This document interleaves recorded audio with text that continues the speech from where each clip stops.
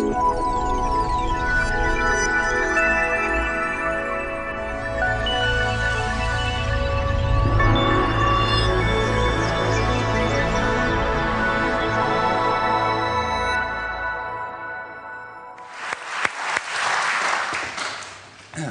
you very much.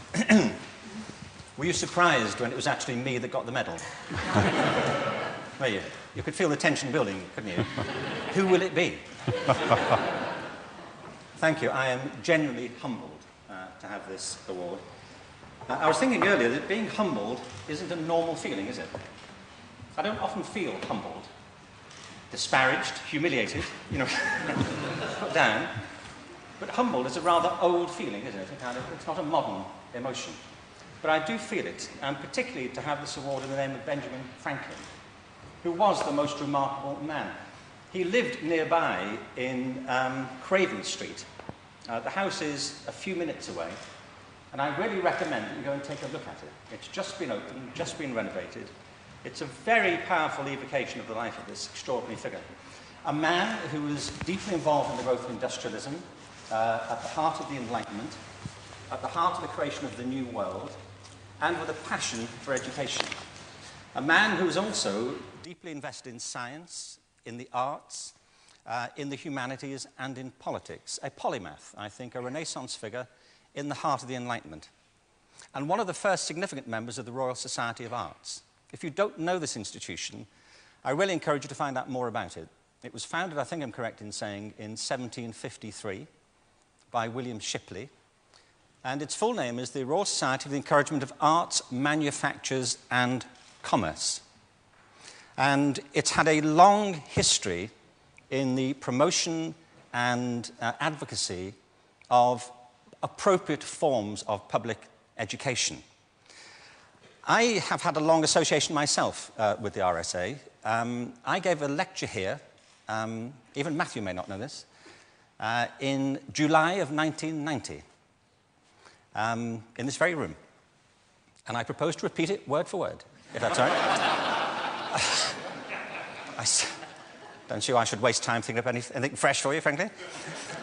No, no, in 1990, I had been running a National Arts in Schools project, and I had published a book on the arts in schools. I have a great passion for the arts, and we were meeting here shortly after the introduction of the national curriculum in England, which profoundly misunderstood the place of the arts in education. So I was talking about how the arts could be made part of the mainstream of education. And here we are, 17 years later, when it's all so different, I feel. So I want to say a few words about that, and I want to show you a couple of short movie clips, and then to have a conversation with you. One of the things that's happened to me since 1990 is that I've moved to live in America. And I moved there 7 years ago at the invitation of the Getty Center. I didn't flee Great Britain, but put yourself in my place. I had a phone call on the 3rd of January, 1990, when I was living near Coventry. And this guy said, "Would you like to come and live in California?" We left immediately. I didn't ask what the job was, we just went. And the phone is still swinging on the hook, actually, in the house. And we hope one day the children will track us down, but we don't care. But I now live in America, and I love it. Who's been to Los Angeles here, anyone? It's an extraordinary place. We were in Las Vegas recently, my wife and I. We've been together for 30 years, and we decided last year to get married again. So we went to the Elvis Chapel. Now, I recommend it. You should do it. We had the Blue Hawaii package. But there are others. But with the Blue Hawaii package, you get the Elvis impersonator, 4 songs, the chapel, of course, a puff of smoke as you go in. You have to request that. And a hula girl That was optional. But I opted for it, and for reasons I was rather pleased about, frankly. For another $100, we could have had a pink Cadillac. But we thought that was a bit tacky. You know, frankly, we thought that was lowering the tone of the whole occasion, frankly. But I mention it because Las Vegas is an iconic example of the thing I would like us to talk about. Not Las Vegas in itself, but the idea that gave rise to it. If you think of it, every other city on Earth has a reason to be where it is. Like London, you know, it's in a natural basin, so it's good for trade, or it's in a harbour, or it's in a valley, so it's good for agriculture. You know, or it's on a hillside, so it's good for defence. None of this is true of Las Vegas. There is no physical reason for it to be there. The only reason it's there is the thing that gave rise to this organisation that affects every aspect of your life, which makes humanity what it is. The only thing, in my opinion, which is the extraordinary power which is bestowed on human beings that no other species has, so far as we can judge. I mean the power of imagination. We take it totally for granted. This capacity to bring into mind things that aren't present, and on that basis to hypothesize about things that have never been, but could be. Every feature of human culture, in my view, is the consequence of this unique capacity. Now, other creatures may have something like it. Other creatures sing, but they don't write operas. You know, other creatures are agile, but they don't form Olympic committees. They communicate, but they don't have festivals of theatre. They have structures, but they don't build buildings and furnish them. We are unique in this capacity, a capacity that's produced the most extraordinary diversity of human culture, of enterprise, of innovation, 6,000 languages currently spoken on Earth, and the great adventure which produced, among other things, the Royal Society of Arts and all of its works. But I believe that we systematically destroy this capacity in our children and in ourselves. Now, I pick my words carefully. I don't say deliberately. I don't think it's deliberate. But it happens to be systematic. We do it routinely, unthinkingly, and that's the worst of it. Because we take for granted certain ideas about education, about children, about what it is to be educated, about social need and social utility, about economic purpose. We take these ideas for granted, and they turn out not to be true. Many ideas which seem obvious turn out not to be true. That was really the great adventure of the Enlightenment. Ideas that seemed obvious that turned out not to be true. Ironically, though, I believe the legacy of the Enlightenment is now hampering the reforms that are needed in education. We have grown up in a system of public education which is dominated by two ideas. One of them is a conception of economic utility. And you can illustrate that directly. It's implicit in the structure of the school curriculum. It's simply present. There is in every school system on Earth a hierarchy of subjects. You know it, you went through it. If you're in education, you probably subscribe to it or you contribute to it somehow. When we moved to America, we put our kids into high school. And it was recognizable. The curriculum was totally recognizable. Math, science, and English language at the top. Then the humanities, the arts way down the bottom. And in the arts, there's always another hierarchy. Art and music are always thought to be more important than drama and dance. There isn't a school in the country that I know, sorry, a school system, let me be clear. There isn't a school system actually anywhere that teaches dance every day, systematically, to every child in the way that we require them to learn mathematics. Now, I'm not against mathematics, on the contrary. But why is dance such a loser in the system? Well, I think one of the reasons is people never saw any economic point in it. So there's an economic judgment that's made in the structure of the school curriculum. And I'm sure it was true of you. You probably found yourself benignly steered away from things you were good at school towards things that other people advised you would be more useful to you. So effectively, our school curricula are based on the premise that there are two sorts of subject. useful ones and useless ones. And the useless ones fall away eventually. And they fall away especially when money starts to become tight, as it always is. George Bush was in town today, wasn't he? I just thought I'd share the pain. That was all. I'm feeling it. No, President Bush, as I call him, was responsible, with others, for a cross-party piece of legislation in America to reform public education. And I have lots of conversations about it now I live in America, which I shall keep saying, by the way, to make you feel bad, okay? I live in California. And you don't. So there you go.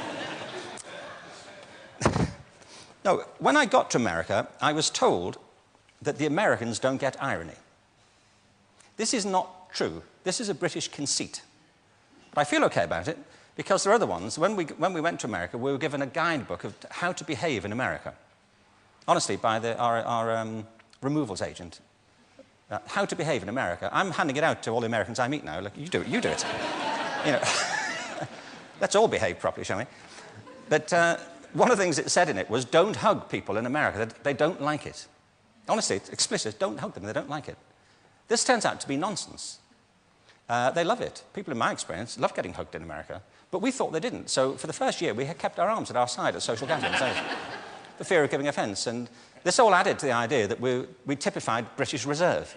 You know, or that we're some refugees from Riverdance. You know, but I was told the Americans don't get irony.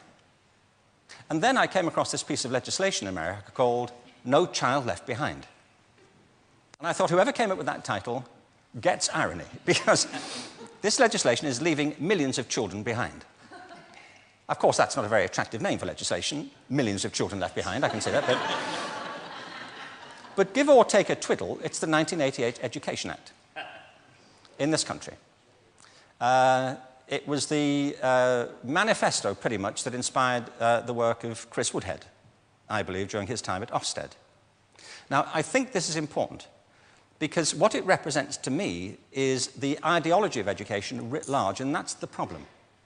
So when we talk about changing paradigms, my firm conviction is that we have to do much, much more than is currently happening. Every country on earth at the moment is reforming public education. I don't know of an exception. Mind you, what's new? We've always been reforming public education, but we're doing it now consistently and systematically all over the place. There are two reasons for it.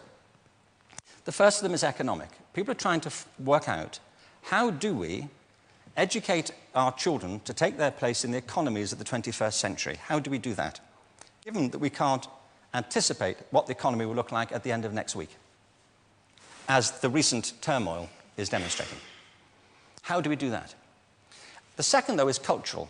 Every country on earth is trying to figure out, how do we educate our children so they have a sense of cultural identity and so that we can pass on the cultural genes of our communities while being part of the process of globalization? How do we square that circle?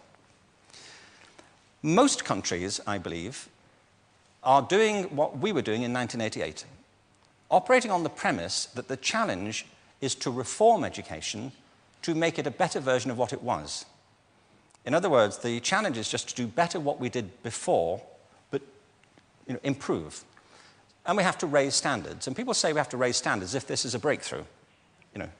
Like, really, yes, we should. Why would you lower them? I mean, I haven't come across an argument that persuades me of lowering them. But raising them, of course we should raise them. The problem is that the current system of education, in my view and experience, was designed and conceived and structured for a different age. It was conceived in the intellectual culture of the Enlightenment and in the economic circumstances of the Industrial Revolution.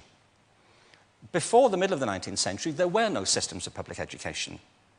Not really. I mean, you could get educated by Jesuits, if you had the money. But public education, paid for from taxation, compulsory to everybody and free at the point of delivery, that was a revolutionary idea.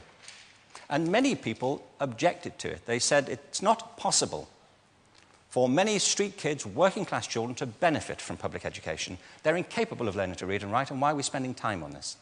So there's also built into it a whole series of assumptions about social structure and capacity. But it was designed for its purpose, which is why, as the public system evolved in the 19th and early 20th century, we ended up with a very broad base of elementary education, junior schools. Everybody went to that. My father's father, my grandfather, he went to that. He left school by the time he was 12. Most people did then, at the turn of the century. And then gradually we introduced a layer above it of secondary education, and some people went into that, but my father left school at 14, having gone into that. And then a small university sector sat across the top of it. And the assumption was that people would work their way up, and a few would get to the top and would go to university. It was modelled on the economic premises of industrialism.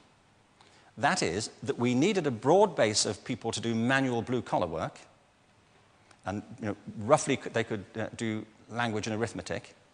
A smaller group who would go to administrative work, that's what the grammar schools were for, and an even smaller group who would go off and run the empire for us and become the lawyers and the judges and the doctors, and they were the universities. Now, I simplify, but that's essentially how the thing came about.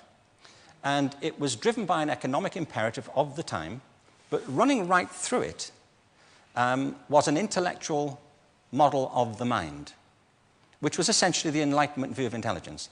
That real intelligence consists in the capacity for a certain type of deductive reasoning and a knowledge of the classics originally, what we come to think of as academic ability. And this is deep in the gene pool of public education, that there are really two types of people, academic and non-academic, smart people and non-smart people. And the consequence of that is that many brilliant people think they're not, because they've been judged against this particular view of the mind. So we have twin pillars, economic and intellectual. And my view is that this model has caused chaos in many people's lives. It's been great for some. There have been people who have benefited wonderfully from it. But most people have not. And it's created a massive problem. I spoke at a conference, the TED conference that Matthew referred to. One of the other speakers was Al Gore, or Al, as I refer to him. Al Gore gave the talk at the TED conference. By the way, if you don't know the TED conference, I do recommend you visit the website, TED.com. It is fantastic. But Al Gore gave the talk that became the movie Inconvenient Truth. Al Gore's view, which isn't his, he'd be the first to say it, it dates back to Rachel Carson and earlier. It actually dates back, if you look, even to the work of Linnaeus in the 18th century. It dates back to Franklin. It dates back to the work of this society. A concern with the ecology of the natural world and the sustainability of industrialism in the 17th and 18th century. We were concerned about it. But his work is an attempt to put the case back into a modern context. I believe he's right. And it's not just his view. A group of geologists have recently published a paper in which they argue that the Earth has entered a new geological period. Classically, the view is that since the end of the last ice age, about 12,000 years ago, we're in a period called the Holocene period. They believe we've entered a new period. And they say if people were to, a future generation of geologists were to come to Earth, they would see the evidence of it, of a change in the Earth's geological personality. They would see it in the evidence of carbon deposits in the Earth's crust, the acidification of oceans, the evidence of the mass extinction of species, the change in the Earth's atmosphere, and 100 other indicators. They say it's unmistakably, in their view, a new geological period, and a series of Nobel scientists have agreed to this view. They're provisionally calling this not the Holocene, but the Anthropocene. What they mean by that is a geological age created by the activities of people, as in anthropos. And they say there's no historical precedent for this. And this is really what I want to get to. Benjamin Franklin, Thomas Jefferson, William Shipley, the great figures of the Enlightenment, both in politics and science and the arts, were conceiving public education and civic structures and politics of duty at a time of revolutionary turmoil. It was the age of revolutions in France, in America, not long after our civil disturbance here, at a time of extraordinary intellectual adventures and new horizons, extraordinary innovation. For them, there was nothing really that had ever led to an age of such innovation and such extraordinary change, the rate of it. And it was a fair characterization of the times. But there's every evidence to show now that what was happening then is as nothing to what is happening now. I believe the changes taking place on Earth now are without precedent in terms of their character and their implications. And our best salvation is to develop this capacity for imagination and to do it systematically through public education and to connect people with their true talents. We simply can't afford this devastation anymore. So when Al Gore talks about this, I believe him. And I think if you don't think there's a crisis in the world's natural environment, then you're not paying attention. And I would take the option to leave the planet soon, really. But you see, I believe that there is a parallel climate crisis. Now, one of them is probably enough for you, honestly. You might think, no, I'm fine, one is good. You know, I don't need a second one. But there is a second one. And it's what my work is about, and I guess what many of you will be concerned about. And I know what EDGE is concerned about and what Matthew and the RSA is currently concerned about. But let me put it a particular way to you. I believe there is a global crisis, not in natural resources, though I believe it, a global crisis in human resources. I believe that the parallel with the crisis in the natural world is exact. And the costs of clearing this up are catastrophic. I'll give you a couple of quick examples. In California, the state government last year spent about $3 billion on the state university system. This is their published figures. They spent over $9 billion on the state prison system.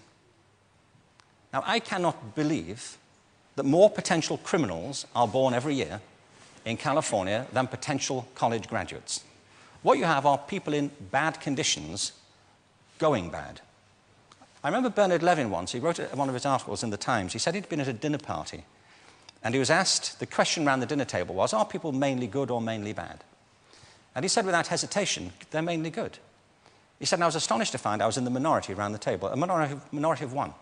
But he believed with Viktor Frankl, who survived the Holocaust and saw his parents die, that for all of that, people are fundamentally good. I believe they are fundamentally good. But there are people living in very bad circumstances and conditions. And if you put people in poor conditions, they behave in particular ways. So we spend a lot of our time remediating the damage. And meanwhile, I think that the other exact parallel is that pharmaceutical companies are reaping a gold rush from this distress. But if you look at the growth of antidepressants, of prescription drugs to treat depression, to suppress people's feelings, this is a gold rush. I mean, pharmaceutical companies don't want to cure depression. On the contrary. Also, one of the figures I saw recently is that suicide rates among 15 to 30-year-olds have increased over 60% globally since the 1960s. It's one of the largest causes of death among young people. What is that? You know, people born with hope and optimism who decide to check out because they can't cope. Now, I don't say education's part of that or responsible for it, but it contributes to it. That's really all I want to say. So this crisis of human resources is, I think, absolutely urgent and palpable. So the challenge for me is not to reform education, but to transform it into something else. I think we have to come to a different set of assumptions. Now, I say this advisedly because I've been involved in all kinds of initiatives over my professional life. I started out in drama work. I ran a big arts and schools project. Some of the people in the room I've known for years and have worked with for years, and I've had a long association here. One of the great initiatives of the RSA in the 1980s was Education for Capability. You should look at Education for Capability. It said extraordinarily useful and practical things, and there were wonderful people around it. Charles Handy, who I've got to know recently, well, not recently, but I've got to know well in recent years, who was chairman here of the RSA. Tyrrell Burgess, Corelli Barnett, Patrick Nutchins. I shared an apartment when I was a student with Patrick's son. and a galaxy of really powerful thinkers. John Tomlinson, who was chairman here for a while, who was with me at Warwick University. There has been a long tradition of arguing for the change, arguing for the alternative, and yet successive governments come in and do what they did before. And this really worries me, and I speak personally, that after all the optimism I felt 10 years ago, I feel that we've had, over the past 10 years, a kind of myriad of policies, but too few principles. I can't see what they've added up to. And I say that because I didn't see it before, and I don't see it anywhere else. I mean, there are some countries which I feel are getting this right, but we're not. And the reason is because we're not fundamentally changing the underlying assumptions of the system, which are to do with intelligence, ability, economic purpose, and what people need. We still educate people from the outside in. We figure out what the country needs, then we try and get them to conform with it, rather than seeing what makes people drive forward and building education systems around a model of personhood, which is what I think we should come to. So I just want to show you a couple of quick slides to... I don't have to, but as I've gone to the trouble of preparing them, frankly, I just want to give you an example of a couple of things here. Oh, by the way, some of these things, as Matthew kindly said, are in this book. This book, by the way, is terrific. Okay? You could not do better than buy this book. That is, unless you buy this book, which is the new book, which is coming out in January from Penguin. I'm very excited about this book. This book is about the nature of human talent and how people discover it. It's based on the premise that people do their best when they do the thing they love, when they're in their element. So I was trying to get to grips with what that is. What is it to be in your element? And I spoke to scientists and artists and business leaders and poets and parents and kids. And it seems to me the evidence is absolutely persuasive that when people connect this powerful sense of talent in themselves, discover what it is they can do, they become somebody else. And that, to me, is the premise of building a new education system. It's not about reinforcing the old model, but reconstituting our sense of self. And it happens to synergize, is that a verb? I'm not sure, with the new economic purposes. There are two big drivers of change currently. One is technology, you know that. This is a brain cell. What I just want, I'm not going to dwell on it, but what I want to underline is that technology is moving faster than most people really truthfully understand. Can I ask you, how many of you here consider yourself to be baby boomers or older? I thought so. All of you, who is not? Who considers yourself to be a Generation Xer or a millennial? Okay. You boomer types and older, actually, no. If you're over 30, would you put your hand up if you were wearing a wristwatch? There we go, thank you. Just curious. Now, no. This is interesting. Ask a room full of teenagers the same question. Ask them if they wear wristwatches. They mainly don't. And the reason is, I want to make 2 points. The reason they don't wear wristwatches is because they don't see the point. Because for them, time is everywhere. It's on their iPhones, their iPods, their mobile phones, everywhere. Why would you wear this? I mean, my daughter can't understand why I would put a special device on my wrist to tell the time. And she said, plus this only does one thing. It's like, how lame is that? Like a single-function device. So have you cracked up? But we take it for granted, don't we? You have other options, but this thing about taking it for granted is important. It's the things we take for granted that we need to kind of identify and question. I mean, did you think about putting your watch on this morning? Truthfully, was it like an agony? Shall I? Is it a watchy day? I just don't know, really. I'll put it on to be safe. You don't do, you just do it. Our kids don't, and it points to something important. A guy called Mark Prensky made this point, that our children live in a different world. He talks about the difference between digital natives and digital immigrants. If you're under 20, you're an immigrant, you're a native. You speak digital. You were born with this stuff, and it's in your head like a first language. We're less so. But the point is, this is getting faster and faster and faster. One of the new horizons is likely to be the merging of human intelligence with information systems. That's a brain cell, and that's a brain cell growing on a silicon chip. Well, we'll see. But there are things that lie ahead for which there are no precedent. And the impact on culture promises to be extraordinary. This is the other thing I want to point to, which is the curve of the world's population. You see, 1750, when the RSA was being established, and William Shipley was wondering what to do in the evenings, there were about 1 billion people on the whole of the Earth, pretty evenly distributed, mostly in the far-flung parts of what became the empire, but a lot of them in the what would become the industrialized economies. About 1 billion people. London was a tiny place by comparison. Now, if you look at this curve, we're at around 6 billion. And the big jump happened in 1970.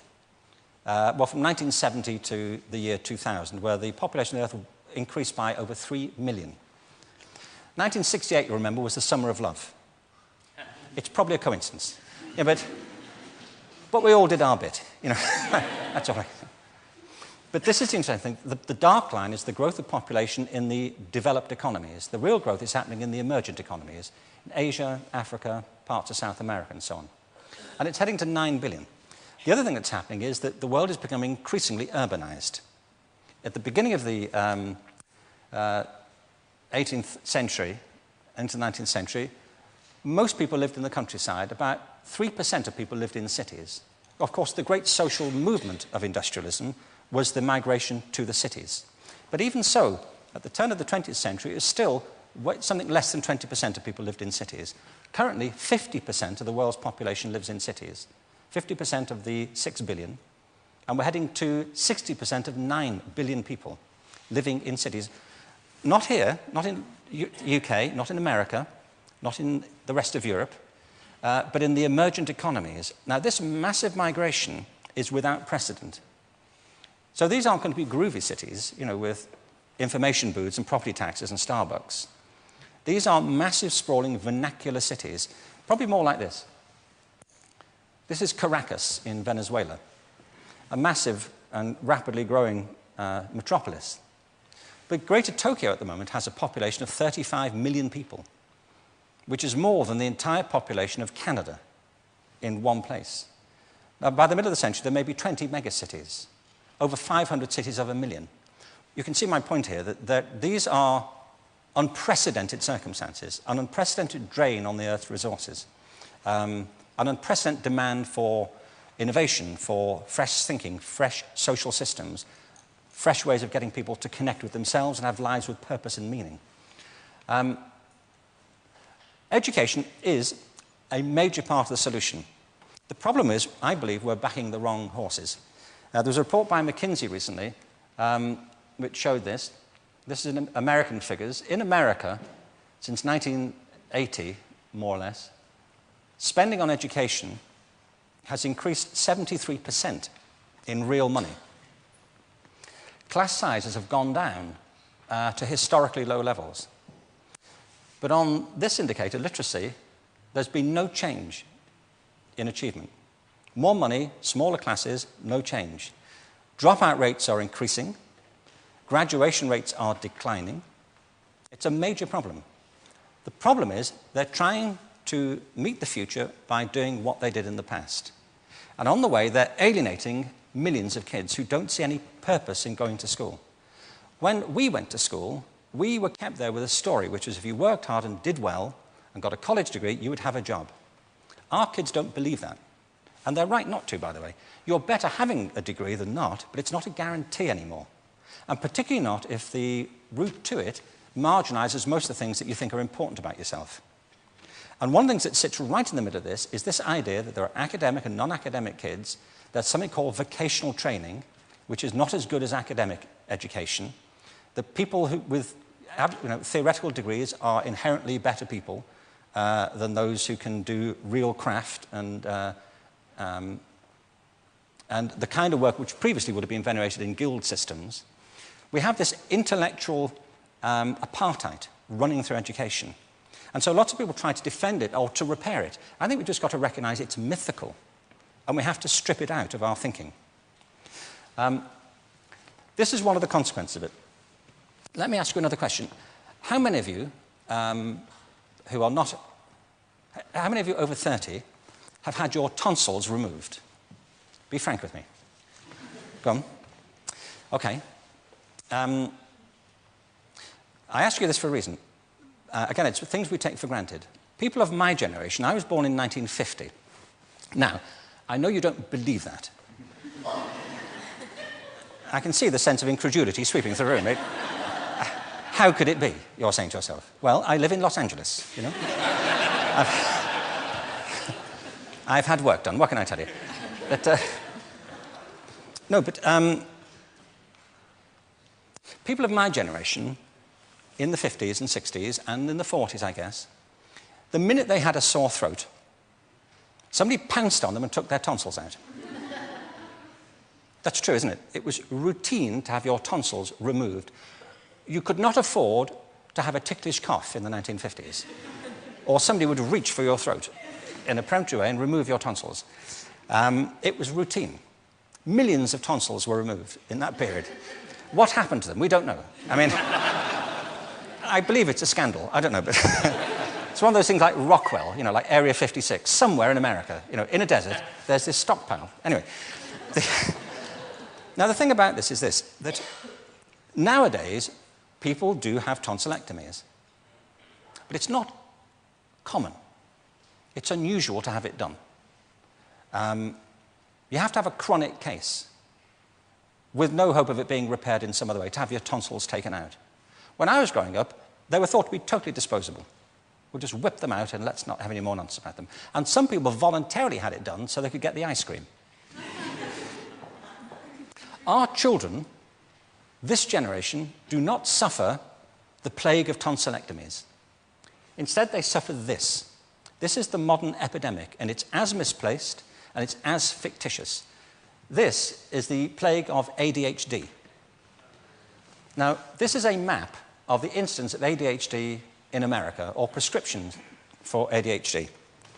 Don't mistake me here. I don't mean to say there is no such thing as attention deficit disorder. I'm not qualified to say if there is such a thing. I know that a great majority of psychologists and paediatricians think there is such a thing, but it's still a matter of debate. What I do know for a fact is it's not an epidemic. I believe that these kids are being medicated as routinely as we had our tonsils taken out, and on the same whimsical basis and for the same reason, medical fashion. Our children are living in the most intensely stimulating period in the history of the earth. They're being besieged with information and calls for their attention from every platform, computers, from iPhones, from advertising holdings, from hundreds of television channels. And we're penalizing them now for getting distracted. From what? You know, boring stuff at school, for the most part. It seems to me it's not a coincidence totally that the incidence of ADHD has risen in parallel with the growth of standardized testing. Now, these kids are being given Ritalin and Adderall and all manner of things, often quite dangerous drugs, to get them focused and calm them down. Now, I know this is nonsense. Immediately you see this thing, because the lighter areas are where there isn't much of it. Now, I live in California. And people there won't pay attention for more than a minute and a half. You know, so, but according to this, attention deficit disorder increases as you travel east across the country. People start losing interest in Oklahoma.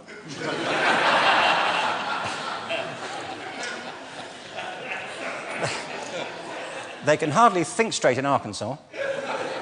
And by the time they get to Washington, they've lost it completely. And there are separate reasons for that, I believe. It's a fictitious disease. And so, I don't say it's a fictitious condition, it's a fictitious epidemic. I was saying earlier, I have a big interest in the arts. And if you think of it, the arts, and I don't say this exclusively of the arts, I think it's also true of science and of maths, but I say about the arts particularly because they are the victims of this mentality currently, particularly. The arts especially address the idea of aesthetic experience. An aesthetic experience is one in which your senses are operating at their peak, when you're present in the current moment, when you're resonating with the excitement of this thing that you're experiencing, when you are fully alive. An anesthetic is when you shut your senses off and deaden yourself to what's happening. And a lot of these drugs are that. We're getting our children through education by anesthetizing them. And I think we should be doing the exact opposite. We shouldn't be putting them asleep. We should be waking them up to what they have inside of themselves. But the model we have is this. I believe we have a system of education that is modeled on the interests of industrialism and in the image of it. I'll give you a couple of examples. Schools are still pretty much organized on factory lines, ringing bells, separate facilities, specialized into separate subjects. We still educate children by batches. We put them through the system by age group. Why do we do that? Why is there this assumption that the most important thing kids have in common is how old they are? It's like the most important thing about them is their date of manufacture. You know what I mean? Well, I know kids who are much better than other kids at the same age in different disciplines, or at different times of the day, or better in smaller groups than in large groups, or sometimes they want to be on their own. If you're interested in the model of learning, you don't start from this production line mentality. These are some of the key words in the industrial model. Utility, which shapes the curriculum. Linearity, which informs choices and the assumptions of what matters and what doesn't. It's essentially about conformity, and increasingly it's about that as you look at the growth of standardized testing and standardized curricula. And it's about standardization. Now, for reasons we'll come to just before we're done, I believe we've got to go in the exact opposite direction. That's what I mean about changing the paradigm. We have to question what we take for granted. The problem in questioning what we take for granted, say, is that you don't know what it is. Just have a quick read of this. I love this quote. This, as you can see, is from Bertrand Russell. And it seems to me to be the quintessential question of Western philosophy. When it comes to what is this? Are we all that Hamlet thought we were, or are we just a kind of cosmic accident of no importance? I got really interested in this first part of the question, this small and unimportant planet. Well, how small? How unimportant is this planet? It's hard to get an image of this, isn't it? Because if you think of it, the distances of space are so vast. For example, this is a picture from the Hubble telescope. This is the Magellanic Cloud. Well, distance in space is measured in light years, distance light travels in a year, which is far. Truthfully, I mean, that is further than Brighton, really. Now, that's 170,000 light years. I mean, can you get your head around that? It's just, it's big. And where does the Earth fit in all of that? The problem with getting any sense of how big the Earth is or small is the distances are so immense that they blur our perception of relative size. So I came across this set of images on the internet. I just quickly want to show them to you. I think they're fantastic. I've had them re-rendered for your benefit. These are pictures of, somebody had the brilliant idea of taking the Earth out of the sky and lining it up with some other planets in the solar system for purpose of comparison, of size. So it's like a team photo, of some of the planets in the solar system and beyond. It starts with this. Isn't that great? I love that image. Now, there are a couple of things. I think we're looking good. That's the first thing to say about this. But there are a couple of things I want to say about it. The first is that I think we're less concerned than we were about being invaded by Martian hordes. Aren't we? I mean, bring it on, I feel. Don't you? Like, you in whose army, I think we're feeling. The second thing is that Pluto is no longer a planet. And frankly, we can see why now, can't we? I mean, what were we thinking? It's a boulder, frankly. So pull back a bit, though. And it's a bit less encouraging, isn't it? Don't you think? A bit less encouraging. And Pluto is a kind of cosmic embarrassment now, so we don't even... But we know the sun is a big deal. But how big exactly is the sun compared to the Earth? So this is... I checked this with some astrophysicists, and they said, yes, this would be about right. Here we are with the sun in the picture. Did you know that? But keep your eye on the sun, because that's not the biggest thing on the block. This is the sun against some other objects not in our solar system, but that you can see in the night sky. So Jupiter's 1 pixel now, and the Earth is gone. So we want to be friends with Arcturus. But keep your eye on Arcturus for a minute. So I think our best friend is Antares. I mean, that's extraordinary, isn't it? So go back to that.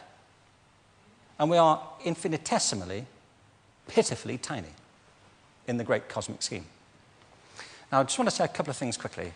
The first is, whatever you woke up worrying about this morning, really, get over it, honestly. Make the call and move on. You know. But the second thing is this, that this may be, but we do have this extraordinary power. And I can put it this way. We have a power which enables us to conceive of our own insignificance. No other species on Earth is sitting around getting anxiety attacks over these images. You know, you don't see other species in little forest clearings saying, I had no idea. Did you? I mean, trust me, I wasn't expecting this. They weren't.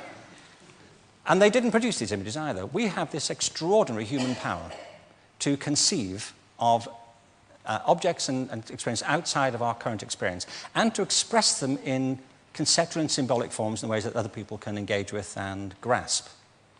And we are, therefore, the species that did produce Hamlet, and the work of Mozart, and the Industrial Revolution, and this extraordinary building with its amazing images, and hip-hop, and jazz, and quantum mechanics, and the theory of relativity, and air travel, and the jet engine, and all the things that characterize the extraordinary ascent of human culture.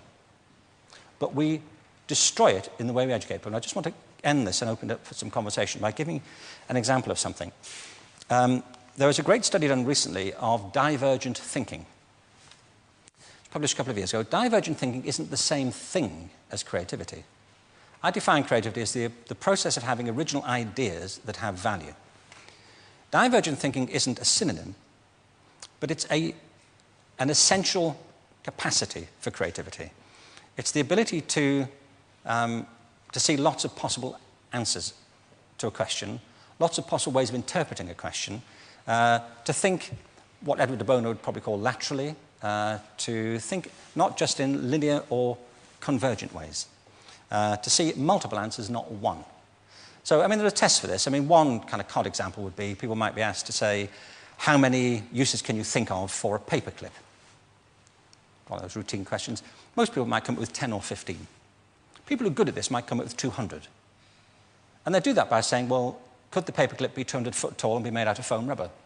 You know, like, does it have to be a paperclip as we know it, Jim? You know. Now, there are tests for this, and they gave them to 1,500 people. This is in a book called Breakpoint and Beyond. And on the protocol of the test, if you scored above a certain level, you'd be considered to be a genius at divergent thinking. Okay? So my question to you is, what percentage of the people tested, of the 1,500, scored at genius level for divergent thinking? Now, you need to know one more thing about them. These were kindergarten children. Okay? So what do you think? What percentage at genius level? 80. 80, okay. Isn't that great? 98%. Now, the thing about this was it was a longitudinal study. So they retested the same children 5 years later, ages of 8 to 10. What do you think? 50? They retested them again 5 years later, ages 13 to 15. You can see a trend here, can't you? They tested 200,000 adults, 25 years and older, just once as a control. What do you think? Yeah. No. Now, I always say, if you're in business, these are the people you're hiring, okay, the bottom. So, now, this tells an interesting story, because you could have imagined it going the other way, couldn't you? You start off not being very good, but you get better as you get older. But this shows two things. One is we all have this capacity, and two, it mostly deteriorates. Now, a lot of things have happened to these kids as they've grown up. A lot. But one of the most important things that happened to them, I'm convinced, is that by now they've become educated. You know, they've spent 10 years at school being told there's one answer, it's at the back. And don't look. And don't copy, because that's cheating. mean, outside schools, that's called collaboration, but inside schools. Now, this isn't because teachers want it this way. It's just because it happens that way. It's because it's in the gene pool of education. And to transform it, we have to think differently. Well, let me just quickly say this about that. We have to think differently about human capacity. This is what my book, The Element, is about. We have to get over this old conception of academic, non-academic, abstract, theoretical, vocational, and see it for what it is, a myth. Secondly, we have to recognize that most great learning happens in groups, that collaboration is the stuff of growth. That if we atomize people and separate them and judge them separately, we form a kind of disjunction between them and their natural learning environment. And thirdly, it's crucially about the culture of our institutions, the habits of the institution and the habitats that they occupy. I came across, if I just put my hand on it, a great quote recently, which seemed to me to capture some of this, about this distinction between ourselves and other species. And it says, if I can just find it, probably my other suit, isn't it? Do you think? It's about, here we go.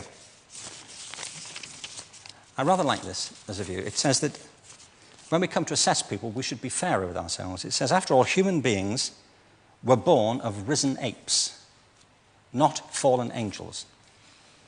And so what shall we wonder at? Our massacres, our missiles, or our symphonies?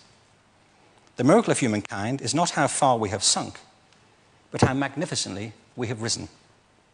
We will be known among the stars, not by our corpses, but by our poems. And I believe there's a profound truth in that. We have it in our grasp to form systems of education based on these different principles. But it means a shift from the industrial metaphor of education to what I think of as an agricultural metaphor. If you think of it, if you look at the organizational chart of most companies and organizations, it looks a bit like a wiring diagram, doesn't it? If you look at the structure, like boxes and things are connected. But human organizations are not like mechanisms, even though these charts suggest the metaphor that they are. Human organizations are much more like organisms. That's to say, they depend upon feelings and relationships and motivation and value, self-value, and a sense of identity and of community. You know, the way you work in an organization is deeply affected by your feeling for it. Therefore, I think a much better metaphor is not industrialism, but agriculture, or an organic metaphor. I'm doing a whole project at the moment in the state of Oklahoma, where I'm trying to develop these ideas across the whole state. But I mentioned Las Vegas at the beginning. I'll just show a last image of this now. Not far from Las Vegas is a place called Death Valley. Death Valley is the hottest place in America.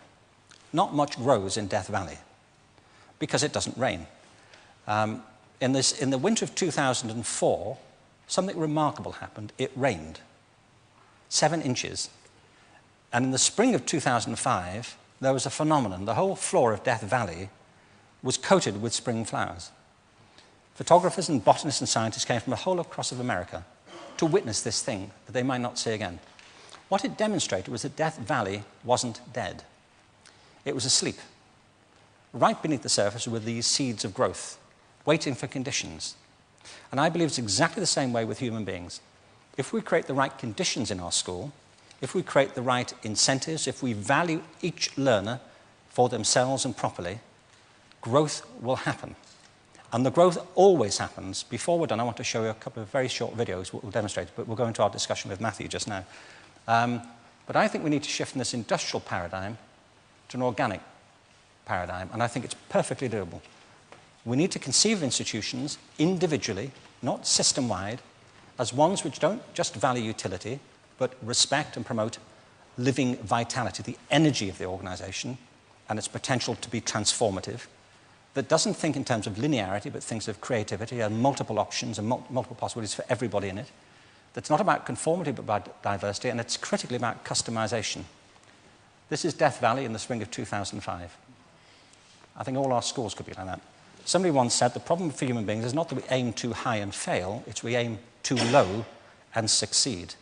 And I think we owe it to William Shipley and Benjamin Franklin to aim high. Benjamin Franklin once notably said, there are three sorts of people in the world: those who are immovable, those who are movable, and those who move. And I encourage you with the RSA to move and get a move on. Thank you.